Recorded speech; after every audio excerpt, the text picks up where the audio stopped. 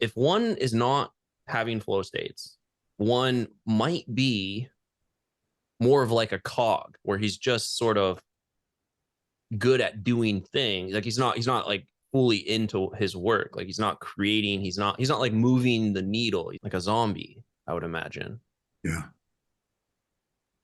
Because if you're not present and you're just kind of going through the motions, there's no depression when you're in the present moment.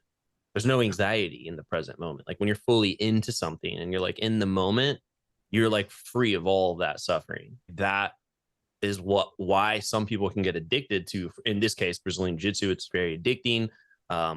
People like when they get into music, or they really, you know what I mean, like get into something and commit themselves to it. I think what we're seeing is that guy has found a way to get present, to reach flow, and in those states, it's peace. It's, Andrew, this is bringing me back actually to the veterans call, the men that have completed the program, that have, you know, Mm-hmm. upgraded their lives massively. And what I love about it is all they've done was, you know, we often reflect back on where they were 6 months ago, 12 months ago. Mm-hmm. You know, we just did this with the quarterly review a few weeks ago. Good. And, you know, the identification comes out that all we've done is just traded in our low quality problems of yesterday with low risk, low reward for bigger, better, more challenging, more rewarding problems. That's huge. It's huge, man. And what I love about it is they accept it. Like the mindset has shifted. Whereas before, those challenges, those problems that would show up, you know, would take a lot of fight to get through. And now it's like welcoming the day, welcoming the week, welcoming the month, the quarter, you name it, of what do you got for me? Everything that I'm doing is going to create challenge, resistance, bigger problems, bigger rewards. And one of these young individuals has been extremely successful in his business. One of the clients on the call, on the veterans call. Yeah, one Okay. of the clients on the call. And he's taking on a higher level role, more responsibility. He's got a bigger team under him now, working with him, that he's working with. Okay.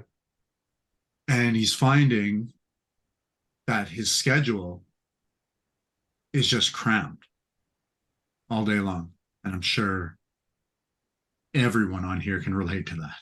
Mm-hmm. How was he? How did he look? Was he burnt out? Was he excited? Was he Not yet. overwhelmed? And this is what I love, Andrew, is that he had the self-awareness. He saw the indicators and got in immediately and sought coaching on it last night, Mm-hmm. recognizing that this is not sustainable. I'm seeing the indicators that led me to this program about a year ago. I'm taking on way more, loving life. You know, has an incredible social life, incredible dating life, killing it at business, great family connections. And he couldn't even fathom what he's doing now from a year ago. Yeah, it's incredible. It's I love incredible. seeing what happens to clients when they commit to their vision and surround Yeah, themselves with other men who have also done that, and we come together and just crush it. just crush it. And it was just looking at it that this is a great, great problem that has presented itself to you. Mm-hmm. Because where it came down to, his realization is, oh, it's time to optimize. What's he going to optimize? How do I become more efficient, more effective? What do I need to start saying no to that doesn't serve who I am today and where I'm going? And, you know, you're talking about being present, that flow state. And basically, he's on a mission for the next 2 weeks, that as he completes work tasks, as he does things in his personal life as well, he's just going to simply mark them out as a plus. It fills me up. A minus, it drains me. or an equal sign, he's going to do this right in his calendar, essentially. An equal sign is just kind of neutral. It's just kind of blah. Didn't drain me.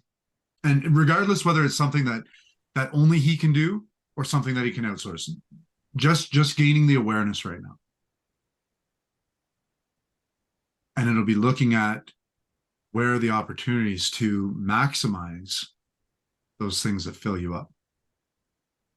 Looking at those things that drain you, understanding that some of them you will have to do, only you can do.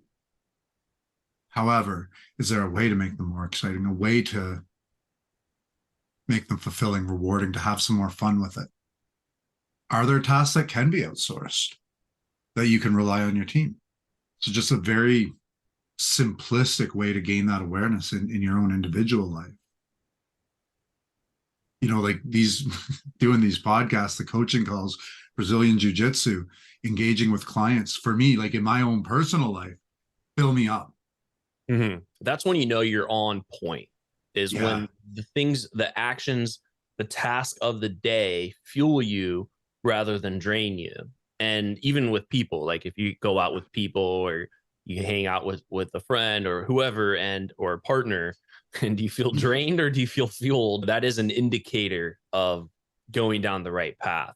It is a huge indicator. Like you're doing Brazilian Jiu-Jitsu, it's obviously extremely physically demanding, but you can still feel fueled even though you expelled so much energy.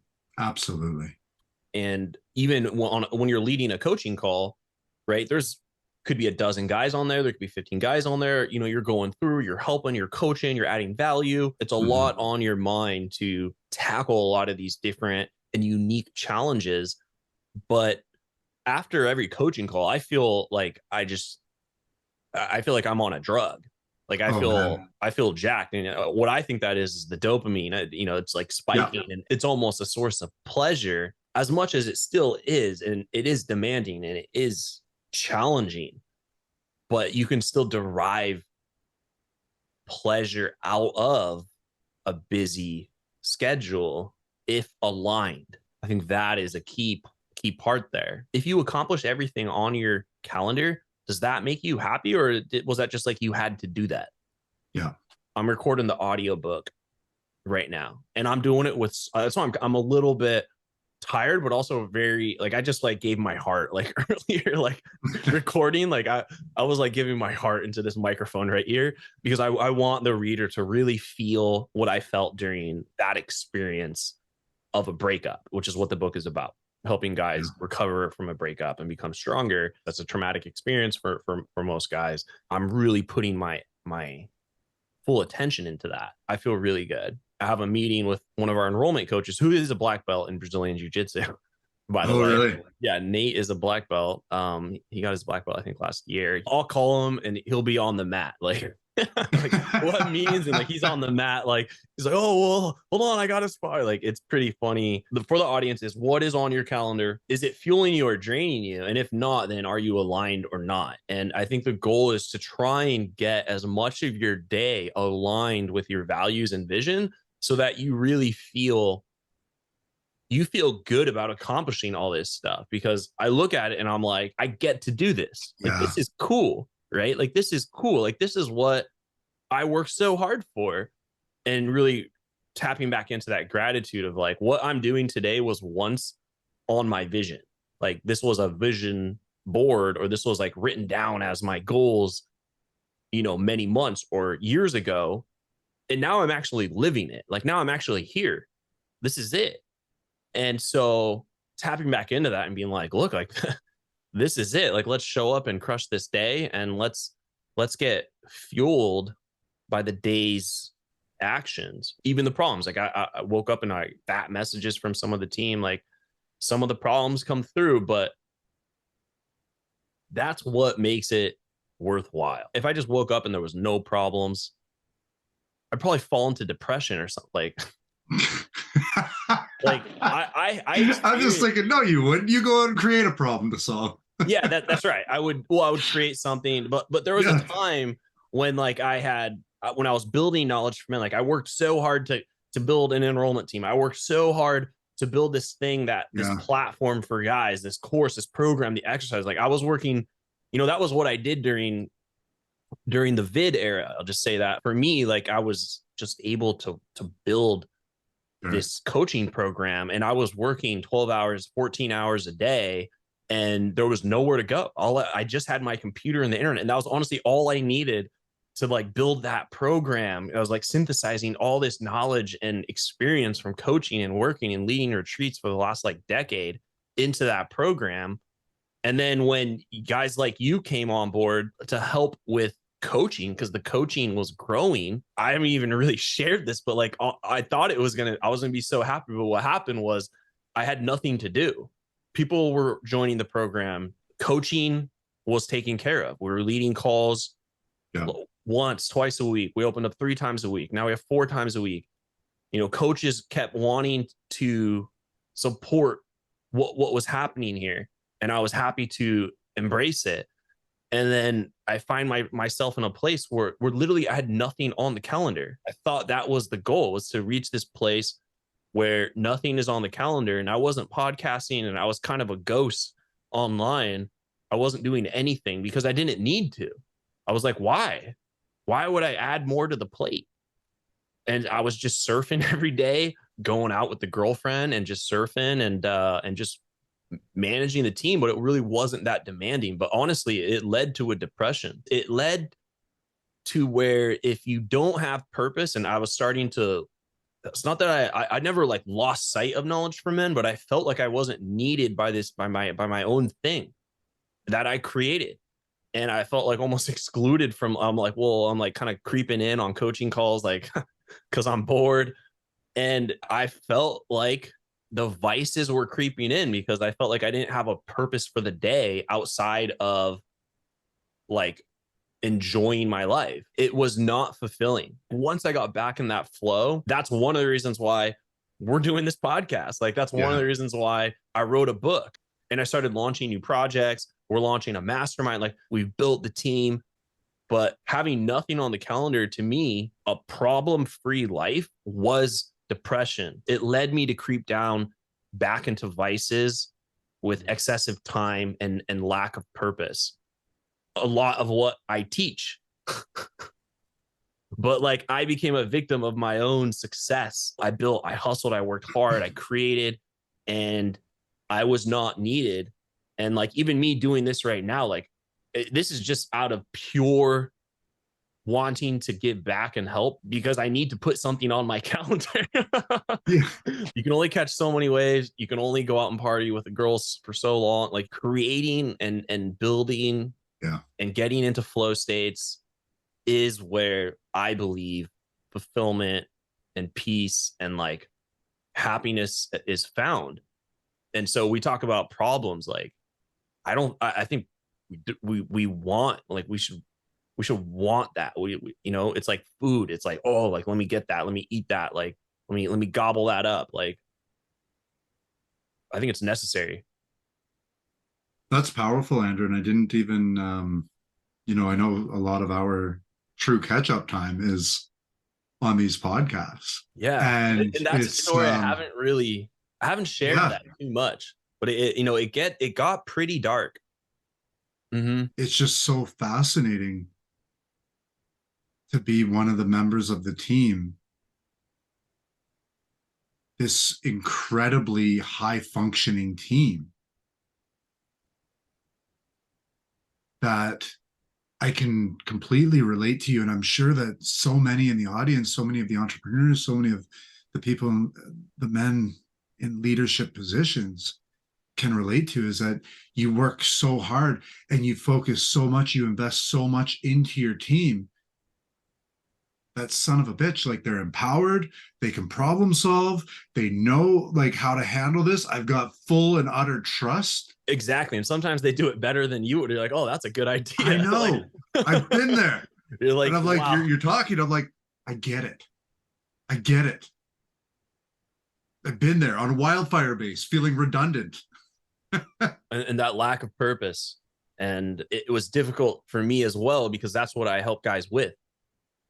Yeah. Me living on purpose in a way led me to living off purpose, because I achieved, some people are like, hey, I want to impact 1 billion people and all this. And like, of course I want to impact a lot of people, but like, I feel like a lot of that is ego driven. Is like, look, like, have you ever like really helped someone and looked them in the eyes? Like it's incredible to help one person. And this program has influenced the coaching program has influenced thousands, but the podcast and all these other, other sources is in the millions. And I feel complete with that. Like, like if I died after this podcast, I'd like to finish this, but if I died after this podcast, like if I was like, oh no, like something happened and I was like laying there and I was a little like half conscious, like I would feel complete with the level of impact that's been made. I felt like Knowledge for Men has made a significant impact on the lives of its clients and those who have engaged with the content and the books and the courses, but and events. So that's why it led to lack of purpose, because I feel fulfilled. Like I feel very fulfilled. I get it. And it all, everything that you're saying there lines up very well with, I think, one of my first introductions to you. Like we're rewinding kind of 3 years back to like when I first looked you up and first listened to you back November, December 2019 or so. Just before the world. Yeah. Before it got awesome. Yeah, before it got real awesome. I think I remember, and please correct me if I'm wrong here, but your mission at the time was to impact 1 million men. That was like kind of one of your guiding visions. And you've worked, I think at the time, that was probably about a decade. So you're coming up onto a decade and a half now, 13 years. I started Knowledge for Men when I was in college in the library. That was in 2011. I'm turning 35 in 3 weeks. Right on. Jesus. But to work that, come on, man. To almost feel that achievement that you set 10, 11, 12 years ago, to go out and for that to actually be accomplished. See over 1 million men impacted through all of the different products, messaging, coaching programs, books, podcasts, articles, everything that you've achieved it. And you've built this team that you probably couldn't even fathom 5, 6, 7 years ago. No, I thought it was going to be me, like kind of just me and one other guy. Yeah. And now you've got a team of 4 coaches, multiple, onboarding coaches, right? Client, group coaching calls, enrollment coaches. So you feel like you're on the sidelines. Or you did. I did for there was a period where I was honestly searching for things to do. I wrote this breakup book purely out of, I thought this would be a good value add to the conversation for men. And I worked 8 months on that project. And behind this screen is all the audio. Like I'm recording the audio book, but I wanted to do it because I wanted to connect to I understand that pain. I feel that this would be immensely valuable. The book is the breakup manual for men, which I should be done in like maybe 2 weeks. I can't wait to read it, and we'll be able to dissect. And this podcast too. This podcast almost has 10 million downloads. You literally hit me up and I was kind of thinking about it, but you hit me up and you're like, oh, I have this idea. And I was like, that sounds pretty good. I think like I was looking for things to tackle again. Fantastic, man. And I want to ask you, Andrew, especially while we're on the topic.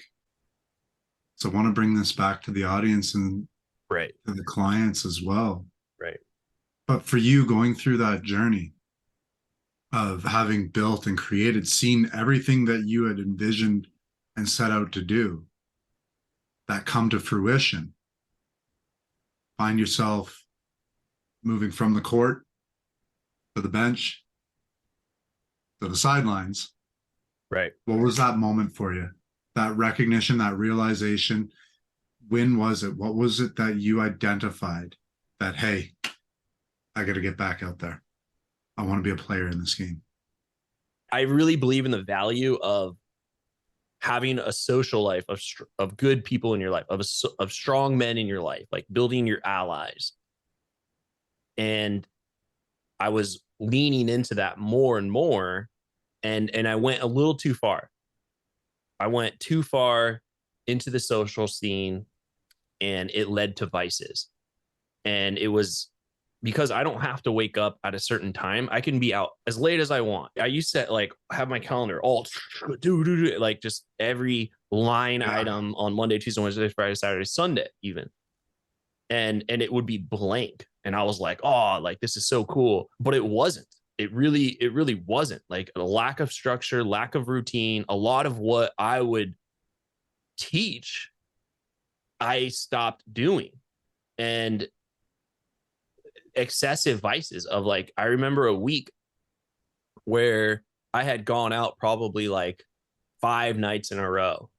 And granted, I was having some pretty wild, incredible experiences. I was pushing the limits of social and pushing sexual connections to like a whole new level that I had never experienced before. And this led to vices. This led to excessive alcohol and drug use that I would not have ever fathomed being a part of my life. In the moments with women and out late and having the right setup, it created an environment where hedonism would take over my life and I would fully engage in it at a level that I never thought I would. Sure. Like I didn't know if this is what I was supposed to be doing. Like having these experiences that I thought was like reserved for like Dan Bilzerian. Is this what success looks like at this level? What I'm hearing from you, Andrew, and so common, it's a couple of key pieces here that I really want to pull out. Because in the program and everything that you stand for, that we coach on as well, is the difference between earned and unearned pleasures. A certain, and I hear you say that when, it crested that level, it crested the level of like putting in all this hard work for 10, 12 years. There is a absolute, whether that's a month or two or whatever that is, or whether that's a week or two. I mean, that's unique to each person's experience and what they feel is that level there. Mm-hmm. But then there was that crest, and this is the second piece that I'm a huge advocate for, and I work very heavily on myself with the other men. It's one of, for sure, my core values that led me out of the state and into where I am today. And it's been challenged recently as well, Andrew. And that's that discipline, that structure in life. That's been a challenge for myself recently as well. And you just sharing this here with me, I know that the audience is going to pull a tremendous amount out of this. It's a huge piece for me to recognize what I have set up for my vision has been along the same lines, to get as much white space in that calendar as possible. And it is so, I've been putting a lot of pressure on myself to get there. And I can tell you, man, that just having this conversation has lifted a lot of that pressure off of me, of recognizing the importance of that. Because, same kind of idea, man, is that I want to set up, I've got that vision of working very hard and reducing that workload over time to get things to a place that I've got everything that I need. I've got all of the financial abundance. I'm making the impact and being able to step off the court onto the bench. And that may result in moving over to the sidelines. And this has been a huge wake-up call, this conversation right here. that, nope, I got to keep making sure that no matter what, this is where those course corrections for me, just integrating a lot of the systems, the tools that I've learned that have served me, continue to serve me, that it's time to dig in a little bit deeper for those, ensuring that I continue to upgrade those problems consistently. Hmm. Really, really powerful. Thank you. I appreciate that. And I hope it's valuable for the audience too. We discussed a little bit about it earlier, and I think it's not to have the white space on the calendar, but to fill it with things that fuel you. You feel really fulfilled and alive and captured flow states with the day. You said something, earned pleasure versus unearned pleasure, which we talk about in the program a lot. And that's where the confusion was that I felt like I had earned it. I remember reaching out to a very close friend of mine and asking, is what I'm doing okay? Because it was too much freedom. Yeah. Look, I wrote the dating playbook. Like that book works.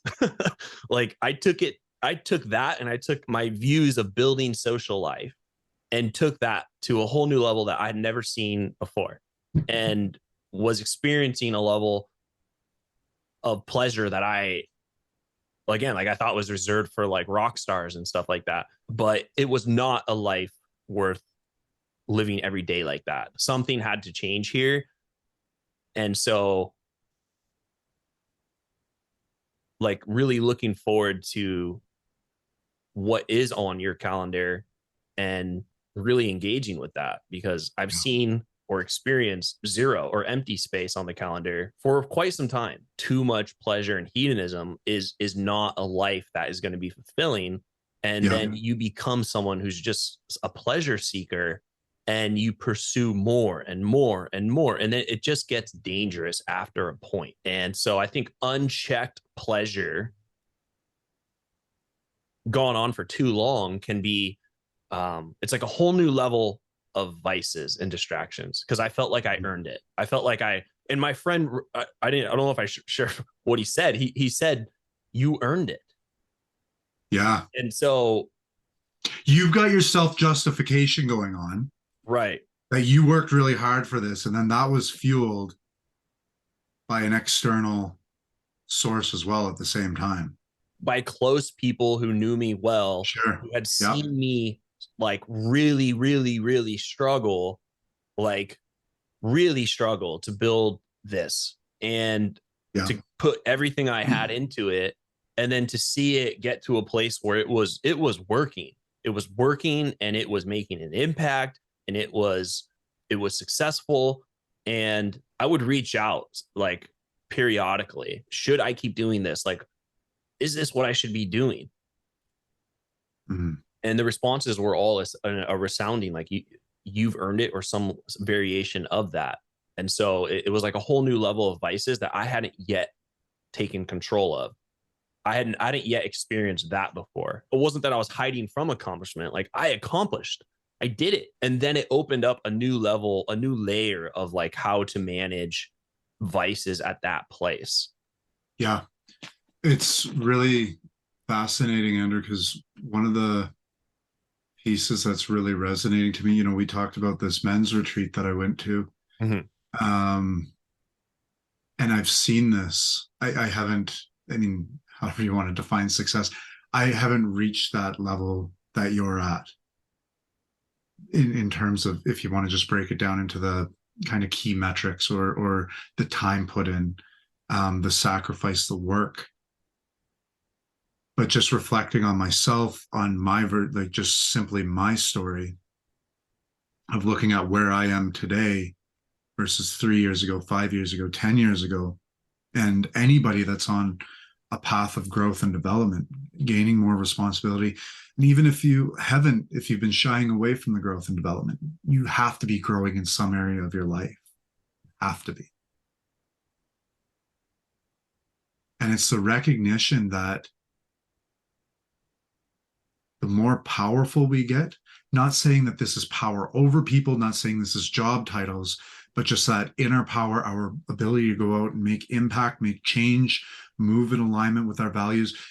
bringing this to you with that success and defining success by completing your mission, having that impact, helping others, putting in all of that hard work, the bigger your shadow form can get as well.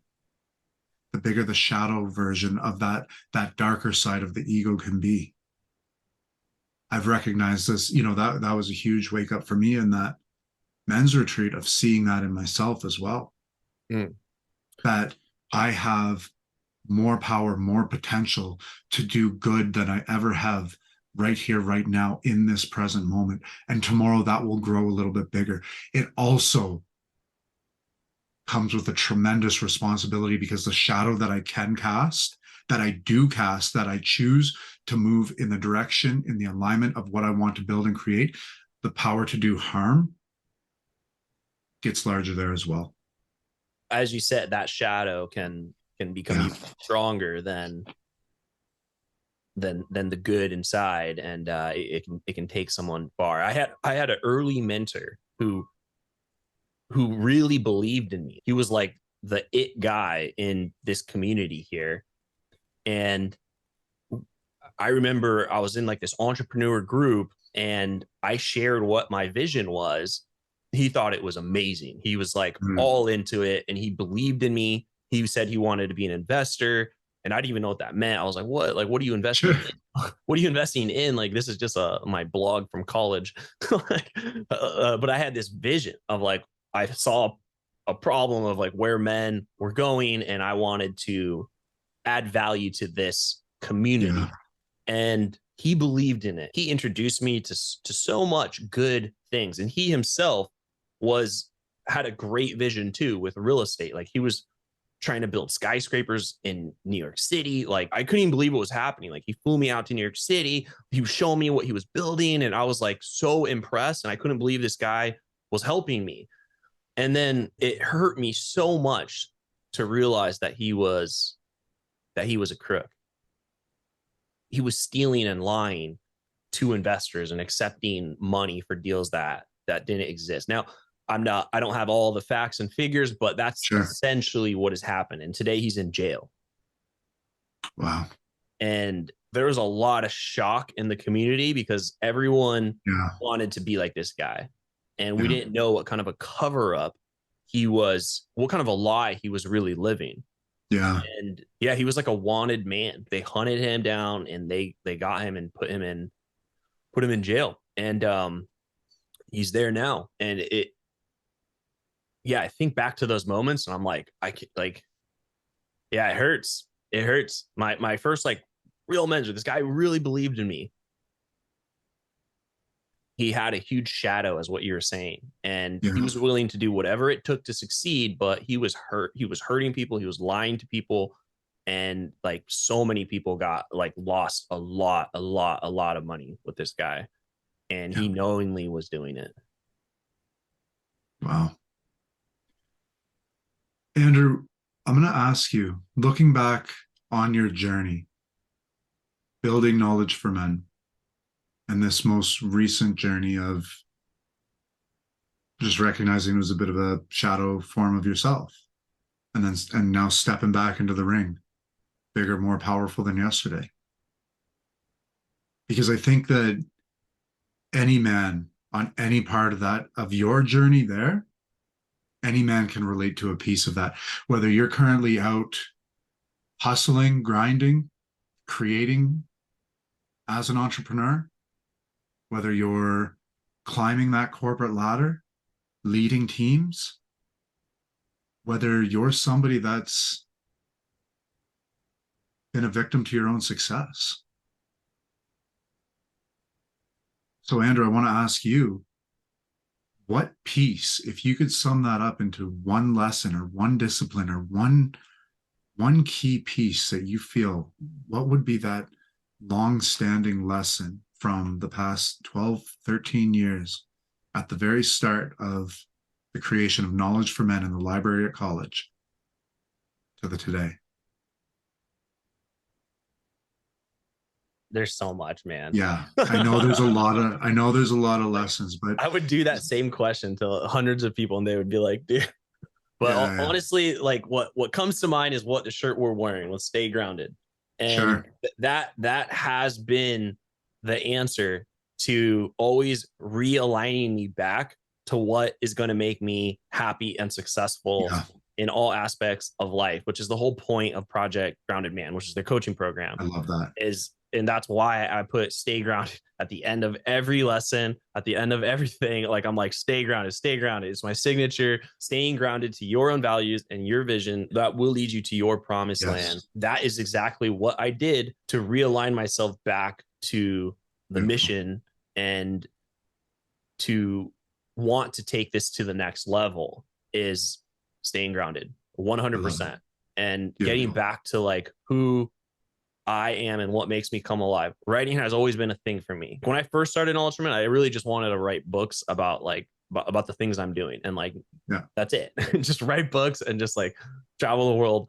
And I even still say that to my friends. I'm like, as long as I can keep writing, like I think I'm good. You know, I took a personal experience of a breakup and taking the lessons and then writing that book. Like that was good. I was podcasting for many years and I found a lot of fulfillment in it, but I stopped doing it because I didn't really understand why I would continue to do it. I didn't know if it made sense to go from 430 episodes to 500. Like I didn't even think the audience would really care. They're Yeah. like most people haven't even listened to all of them. So like, why am I creating so many?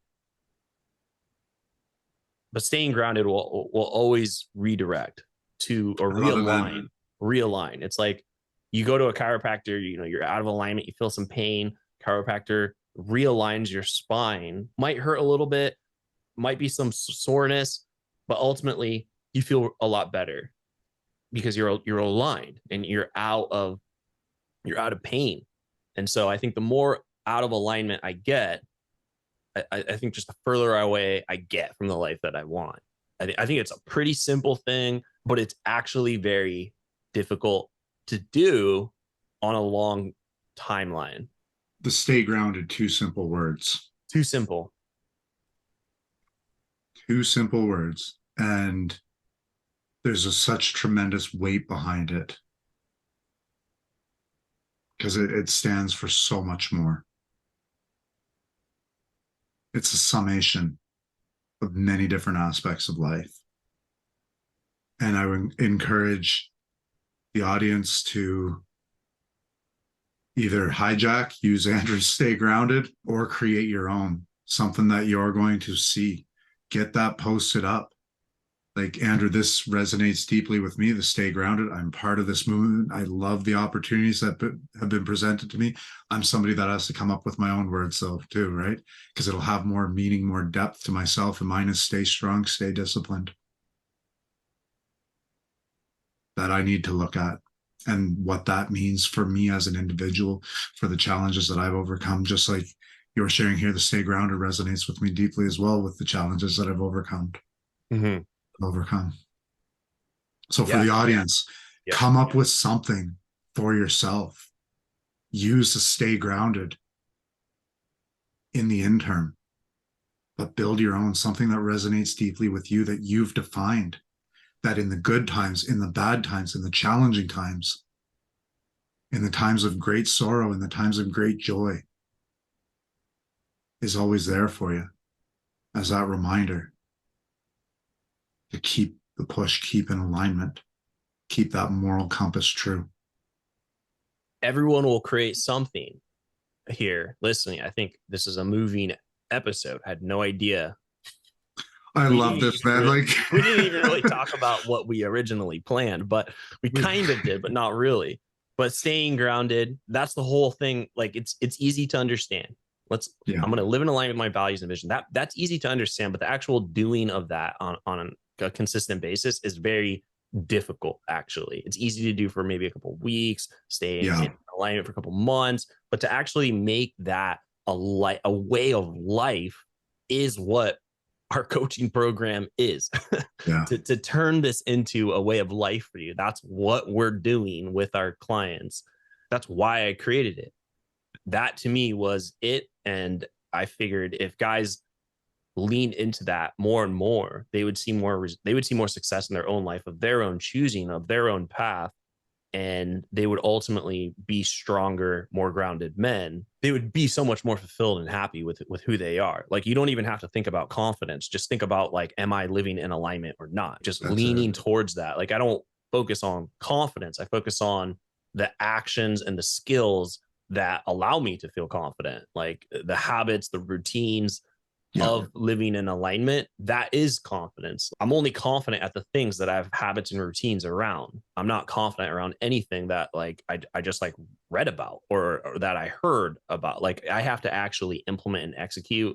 And Yeah. then I don't even think or use the word confidence. Like, I use habits, routines, skills, developed, consistency, then making it a way of life and being able to course correct. Because I guess, in my journey, like, there's been many times where I've pivoted and I've kind of gone into different paths, but being able to identify, like, hey, this is, I'm chasing the shiny object here. Yeah. And reaching down, finding that truth, being real, raw, honest, and vulnerable with yourself. And that's, men, this is where a coach, I will have a coach for the remainder of my life. Incredibly powerful. I learned so much from your journey right here that will be really powerful for me to reflect on. And deeply appreciate you sharing that, man. Yeah. Thank you so much. For those listening that want to learn how to work with Pete and I and all the other awesome coaches on the team, just check out kfmcoach.com, kfmcoach.com. This has been a really powerful episode. This is really good. Stay grounded, man. Stay grounded. That is the motto.